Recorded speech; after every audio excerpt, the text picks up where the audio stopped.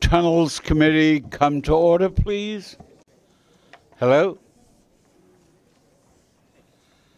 Thank you. Any public comments? We have two public speakers. Neil Weissman is the first one.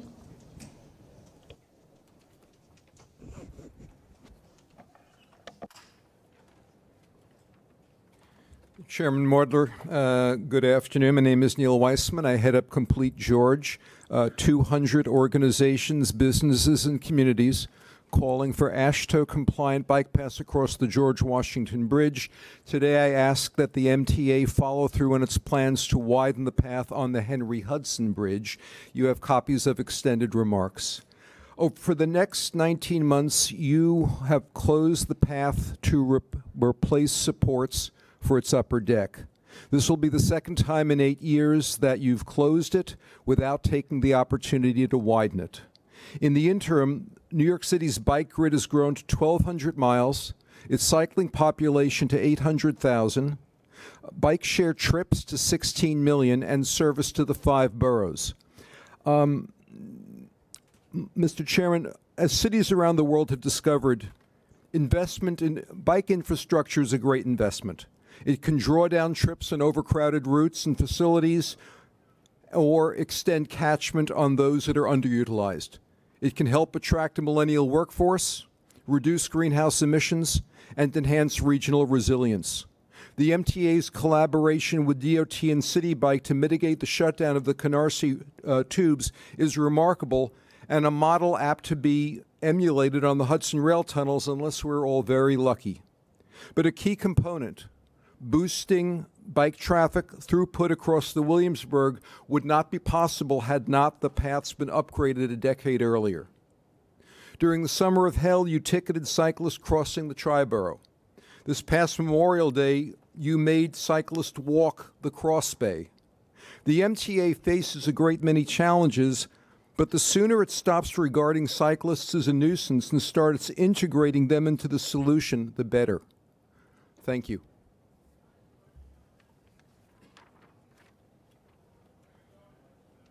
Mr. Weitzman, I suggest you wait until after all the speakers. You will hear a response.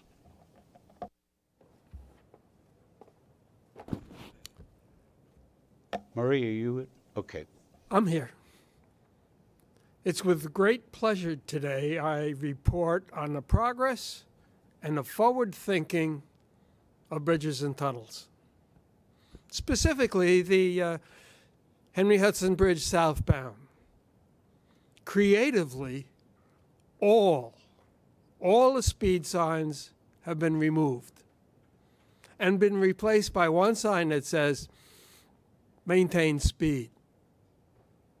And traffic moves significantly faster, even though the lanes have been shifted 2 lanes to the left, and they are slightly narrower. There's a recognition that if you tell people what they need to know, they respond positively.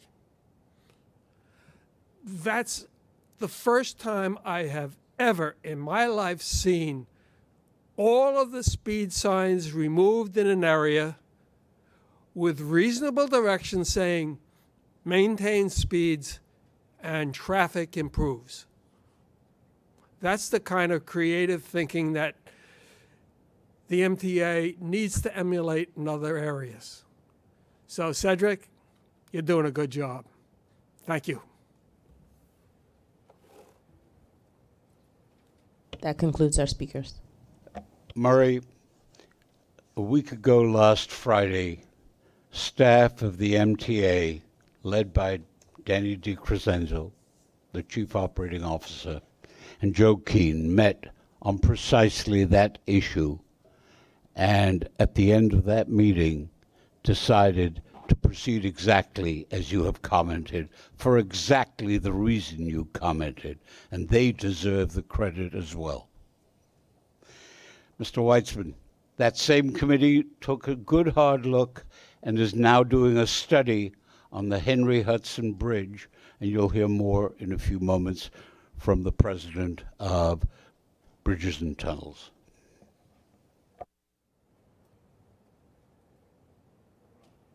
Okay. Just as a note, there was a slight change to the committee work plan. The second quarter 2018 B&T diversity report was moved from October agenda to the November agenda. Okay, so first, good afternoon, everyone. It's a pleasure to be here. My team honestly look forward to having an opportunity to continue to have a dialogue about the great things that we're doing to drive excellence, particularly in the area of customer service. First, Mary, thank you for your compliment, and as the chairman pointed out, I have an excellent team who are focused on making sure that our customers up at the Henry Hudson get the level of service they deserve. Secondly, Mr. Weissman, it's a pleasure to see you again. I've spent plenty of time speaking with you with regard to the George, and similarly, as there, I do not view cyclists as nuisances. To the contrary, I think they are a very important part of the solution for mobility, particularly in urban environments. So with that in mind, since the time I've been here, I've been asking my staff to look to each of our facilities with a mindset towards the future, making sure, of course, that we balance at all times safety of both pedestrians and cyclists that use the pathways. Similarly, looking at our capital program to make sure that what we're planning for looks to the future in a way that can fit within to the capital program. And so, as the chairman pointed out, we're looking specifically at this moment in time at the Henry Hudson, but it's an issue that I think is important and will continue to be with us as we move into the future. Now, with that, I would also like to transition into an introduction of a person who's joining our team. I'd like to introduce Dennis Martin. Dennis Martin is our new Executive Vice President. Dennis comes with 34 years of transportation experience, including serving as Interim Executive Director of New Jersey Transit. At B&T, he will oversee all aspects of day-to-day safety, operations, maintenance, engineering, security, and labor activities with a focus on customer service, continuous improvement, and internal communications. So with that, that concludes my remarks. Chairman. At Chairman Fulton's direction, we will be doing the same job at each and every one of the bridges and taking a look at them in due course. Approval of minutes. Any comments, questions? Motion? Second? All in favor? Aye. Adopted. Work plan. Any changes? Yes, as I previously reported, we're moving the B&T diversity report from October to November agenda. Thank you. Report on operations. Good afternoon. The report on operations begins on page 18. We'll be reporting on August of 2018. The following is a summary of traffic levels compared to the previous year. Traffic was 3.6% higher in August of 2018. Preliminary monthly traffic figures for September 2018 are 2.3% more than the same period in 2017. In our continuing efforts to target unsafe driver behavior, Bridge and Tunnel officers have issued 4.3% more speeding summonses and 9% more unsafe lane change or failed signal summonses for the year to date through August 2018 compared to the same period last year. We are also continuing our targeted enforcement of cell phone and texting violations. This information is found on page 35 of your B&T committee report. That concludes the report on operations. Any questions or comments? Safety. The safety report begins on page 30. The following are highlights of the performance indicators for the month of August 2018. Enforcement of safety regulations and other actions are resulting in some significant improvements in customer safety. August was the 11th consecutive month of year-over-year improvements in B&T's collision rate. For the 12 months through August 2018, there were 6.68 collisions per million vehicles, slightly better than the rate of 8.39 for the previous 12 months, and slightly better than the 6.87 rate for the 12 months prior to that. The 12-month injury collision rate for August was 1.04 per million vehicles, slightly higher than the previous 12-month period. Preliminary figures for September indicate year-over-year improvements of the injury collision rate. Employee contractor safety metrics are as follows. Lost time injury rates for the 12 months through August were higher than the previous 12 months. We are investigating IODs and exploring ergonomic adjustments to mitigate injuries associated with entering and exiting vehicles. The construction injury rate continues to decline. For the 12-month through August, it was 41% lower than the previous 12 months. And that concludes the safety report. Questions, comments? Cashless tolling. The report on cashless tolling begins on page 36. August highlights are on pages 37 and 38 and include our overall EasyPass market share, which is at 93.9%, up 2.8% from the year before. Our revenue collection rates by facility through August 2018 are shown on table 6 on page 41. The combined collection rate for all facilities through February 2018 is at 100.4%. Regarding our customer outreach efforts to encourage customers to sign up for EasyPass mobile alerts, nearly 440,000 customers have signed up to date.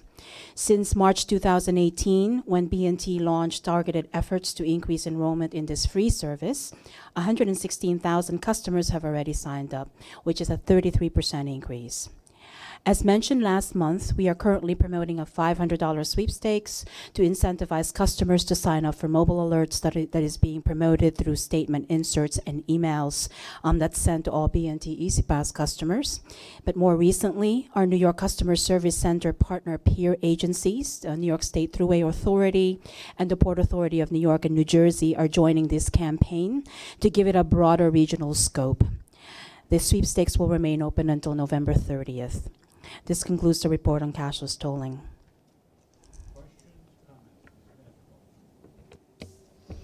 Hi. Hi.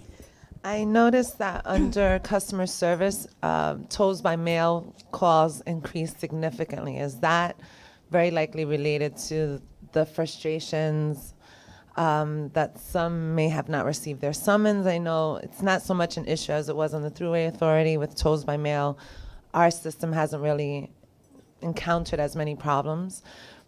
But what would explain that significant increase? So are you looking at the statistics that basically has the call waiting times or the volume? I'm looking at page 42 specifically, under the number of phone calls handled by Customer Service Center. So tolls by mail is 165,000 for August 2018. In August 2017, it was 50,000. I don't have that information in front of me, but problem. maybe Anne Marie? One of the reasons could be that we are fully cashless in August of 2018, and we were not in August of 2017. We didn't go fully cashless till the end of September of 2017. So it's a natural growth. Thank you. No. Yeah, I'm curious how much your EasyPass saturation has fulfilled your expectations over time. I mean, are you about where you thought you would be? Is it higher, lower, or more people signing up? Our EasyPass market share has begun to sort of begin to be steady now at this level. We do not know yet whether it's really going to keep on going up more, but obviously we're still doing a lot of outreach efforts so that we could continue to increase that market share if at all possible. But we're not seeing huge jumps now at this point in time. It's just steady at this point. So if I could add, so while we're hovering at around 95%, you'll, I think it's on page 42 also on the first line. So while the number of accounts opened in 17 is greater than 18, you still see people are still coming on board, opening EasyPass accounts. So it's about 30,000 in 18 versus 42,000, 43,000 last year. So while we're at saturation, you will continue to see new entrants into EasyPass. Some will leave, some will come in. Yeah, my interest is more like what were your expectations, because as you know, it's a substantial income difference for the MTA, depending on what the rate of. I'm surprised people are not everybody signed up for Easy Pass. Really, when you consider but not. I suppose there's reasons why, but nonetheless, maybe you've reached that point now where what's it called, elasticity. The people that are left out there are people who really can't be on Easy Pass. Is that kind of where you're at? I'd ask other members of my staff, but my conjecture is that at about 4% on any given month of tolls by mail customer versus Easy Pass customers, we're pretty much at saturation. And I, for one, believe that the reason why we're doing as well as we're doing is because we have achieved that level, 95, 96%. For the most part, reduces substantially the number of customers who we're pursuing to get revenue from based on the tolls by mail program. Let me ask a question. Do we have the technical ability to identify single passenger cars as distinguished from multiple passenger cars going through the toll gates? The reason I ask is perhaps that may provide a vehicle in and by which some additional revenue can be generated going forward to help meet the costs of the MTA. Well, I think at the VN we do have the HOV cameras, so we're able to distinguish it there, but they're not installed at all our facilities. But they could be. I suppose, yes. Thank you. Yes. Financial report. The financial report begins on page 44. We are comparing results against the July mid-year forecast. Toll revenue year-to-date in August was $1.306 billion, which is 0.7% or $9 million better than forecast. In September, preliminary toll revenue is down by about 0.9% against the mid-year forecast due to a slight drop in the average toll based on the timing of tolls by mail versus Easy Pass payments. However, the projected year-to-date revenue is still up $7.5 million or 0.5%. Traffic year-to-date in August was 213.3 million crossings, up against forecast by 0.9% or 1.9 million crossings. Preliminary September traffic is 27.1 million crossings for the month, which is 0.1 million crossings or 0.5% above forecast. Total expenses were $323.3 million through August, which is about $23.5 million or 6.8% lower than forecast. Our support to mass transit was $766.9 million through August, which is $43.5 million or 6% better than forecast. This concludes my report. Any questions or comments? Hearing none. It's not in the book, but it's out there for comment, the 2019 preliminary budget. So if there are any questions, we could take them at this time. Hearing none, capital program. Good afternoon. The report on the capital program begins on page 58. In September, B&T awarded 7 commitments totaling $8 million. The most significant commitment made in September was a design-build project for electrical rehabilitation at the Hugh Carey Tunnel for $5.7 million. In aggregate, 106 commitments totaling $207 million, or 96.5% of our year-to-date plan, have been awarded. There were no project completions in the month of September. Year-to-date, B&T has completed 6 projects with a total value of $811.2 million, achieving 99% of our year-to-date goal of $816.6 million, and 57% of our annual completion goal of $1.43 billion. Unless there are any questions, that completes my report.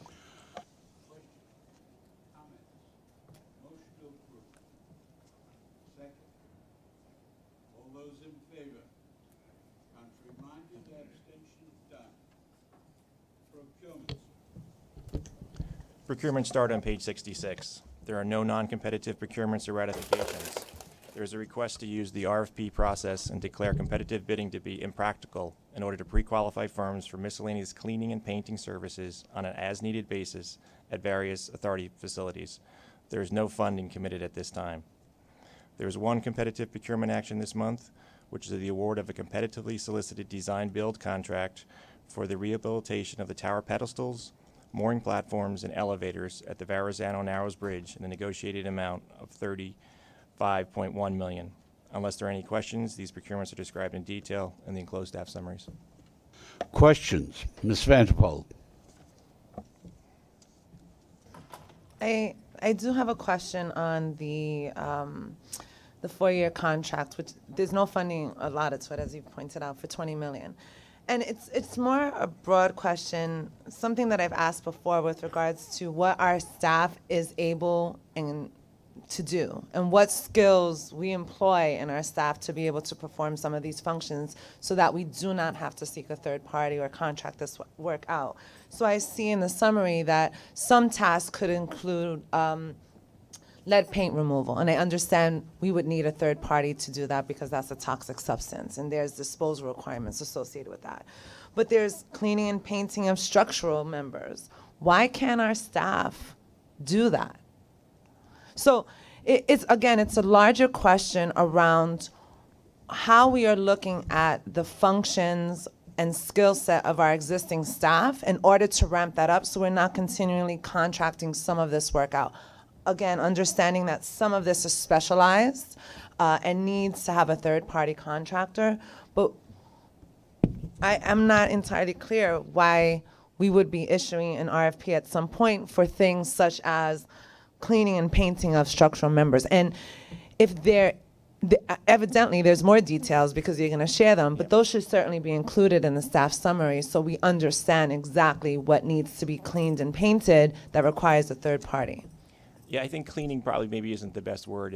It's probably more like surface preparation, so it's really like sandblasting. So these are the larger jobs. If it's a small isolated case, obviously we would do that with our own internal maintenance staff, but this is for, larger work, on the bridge. So the other thing I wanted to add is that we would come back to the board for the award. This is just a preliminary process, so we'd have an as-needed contract. So we would be able to do it a little bit faster. I appreciate that answer. And if I may repeat a recommendation I made quite some time ago, which is to better help us as a board understand what skills we have on staff and what we need to, again, contract out. So that way we just have a better understanding of what we can be expected to do or what our staff can be expected to do. Sometimes I find, and this is not specific to bridge and tunnels, I would say this is agency-wide. Sometimes I find our staff summaries contain a good deal of extraneous and sometimes too much information, and then is light on some details that I find useful. And this would be such an example. Again, to your point, this is not an actual contract that we're voting on, but as some future ones are prepared, if we can keep that in mind. And again, not specific to bridge and tunnels. This is an agency-wide comment. Anyone else? I have one. Take a look at the last page, which is the Kiewit contract. Apparently, somewhere after a determination was made to discuss the matter with Kiewit, B&T decided to add an item. Now, I have two questions that flow from there, or really a question and a comment. Question, could that addition have affected the bidding in any way coming after it was let out without that additional work? I don't think it would have affected the bidding at all. And in addition, that's a unit price item that we added. So if we don't need those services, we won't pay for it at all. Number two, one of the issues that the procurement task force has been looking at is to try and avoid those tag-ons. So, for example, it was triggered 3 months ago, as you heard at the last meeting, by Mr. Weisbrod's question in terms of, is there more to come? One of the issues the Procurement Task Force has been looking at is to try and avoid that and anticipate when you put out the RFP what you're going to have, not have it added later on as a wish list item. I would suggest for the future you might consider that. Understood. Ms. Vanderbilt. On the same procurement, why didn't the Department of Diversity issue any MBE goals or requirements for this project? Well, I don't know if I'm going to speak for them, but there was limited opportunities given the highly specialized nature of the work, mostly elevator work, and then the actual mooring platform, which is.